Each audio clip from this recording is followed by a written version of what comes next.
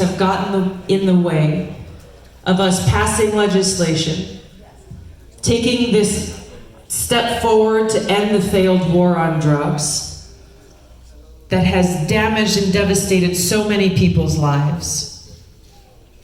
By passing this legislation, we can not only help those who need help, to make it so those who are addicted to opioids have a way out, recognizing that in states that have legalized marijuana or medicinal marijuana, we have seen the rates of opioid addiction dropping and decreasing. We have seen the rates of opioid-related deaths dropping and decreasing. We've seen families with children who have serious cases of epilepsy and other illnesses finally getting the relief and reprieve that they need.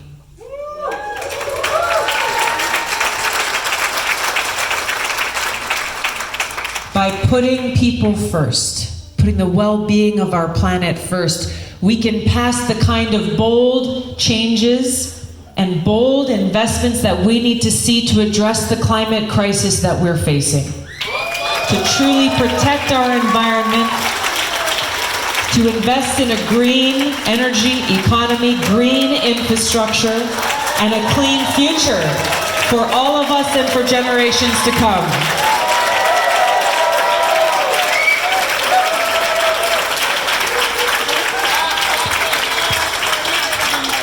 There are so many of these issues that we question. Why have we not taken action sooner?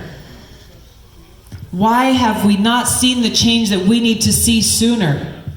What is getting in the way of this? And in every single case, we can attribute this back to greed, money, and self-serving politicians who are putting their own interests ahead of the interests of the people. That is what we together are going to change.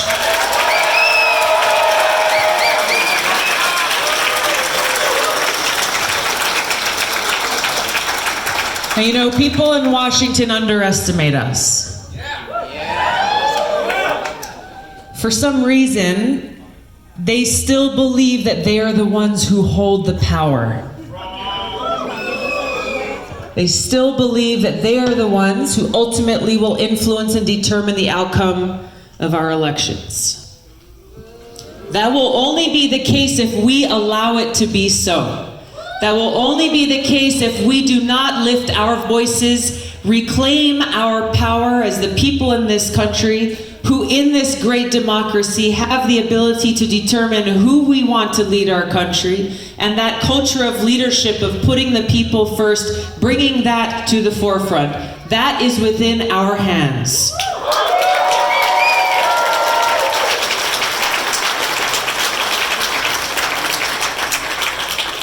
Now, in order to make these changes, in order to make the kinds of great investments that we need to make in our future, there is an issue that is central to the rest that we have to tackle. And that issue is the cost of war.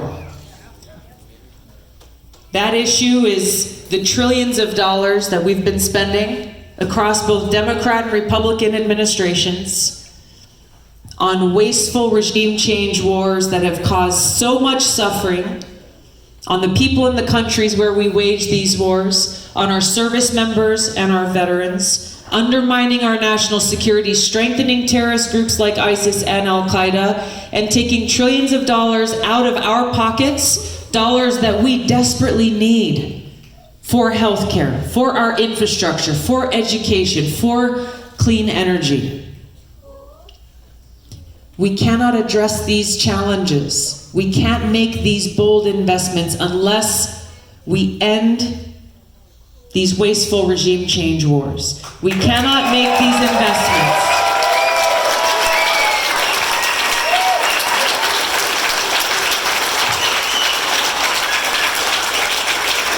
We cannot make these investments so long as this new Cold War and nuclear arms race continues.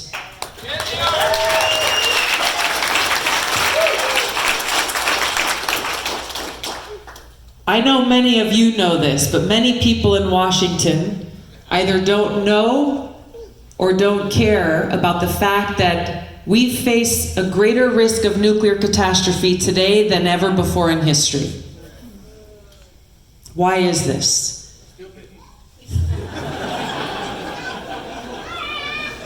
We're not stupid, because we're here. We're here to do something about it.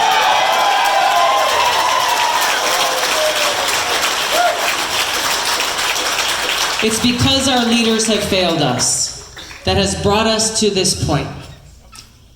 Now, some of you may have heard me tell you this story, but over a year ago in Hawaii, we had a huge wake-up call about the reality of this threat that not only threatens the people of Hawaii, but it threatens everyone in this country. When we had an alert that showed up on over 1 million phones all across our state, early on a Saturday morning, quiet, calm, beautiful Saturday morning in Hawaii, and this message read, "Missile incoming. Seek shelter immediately. This is not a drill." Just think for a moment as we stand here on a beautiful Sunday afternoon, how you would feel. What would run through your mind if you got that message on your phone knowing you had just minutes to live? Where do you go? Where is shelter to be found? Where can you and your loved ones get protection from an incoming nuclear missile? This was what was running through all of our minds in January of last year when that message came through.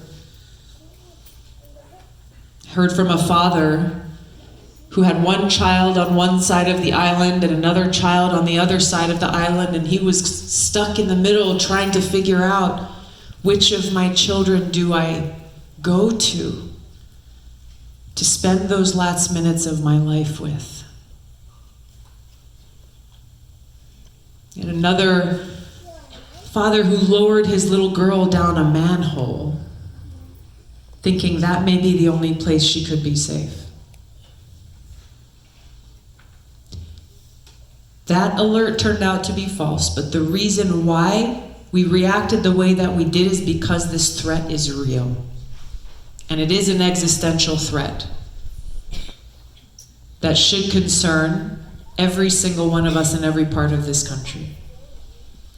So our leaders have failed us, bringing us to this point where we are today with increasing tensions between nuclear-armed countries like the United States and Russia and China, with President Trump withdrawing from the historic INF treaty that drastically reduced the threat of nuclear war 30 years ago. By withdrawing from this treaty, he has kicked off a nuclear arms race, increasing this threat, undermining our national security, and trying to commit trillions of our hard-earned taxpayer dollars towards building these nuclear weapons that make us less safe and that make it so we are not able to serve the needs of our families, our friends, our neighbors, our communities right here. It's a dire situation that we're facing, and I don't bring it up to get you depressed. I bring it up because it doesn't have to be this way.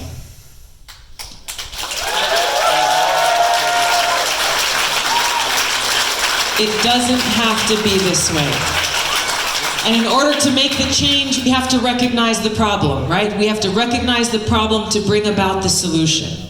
This is why I'm running for president, because I don't want what happened to our families in Hawaii, what they went through, to happen to any one of you. I don't want any one of you or your children to be faced with that same terrifying situation. The power is within our hands to change the course of our country, to bend this arc away from war and towards peace.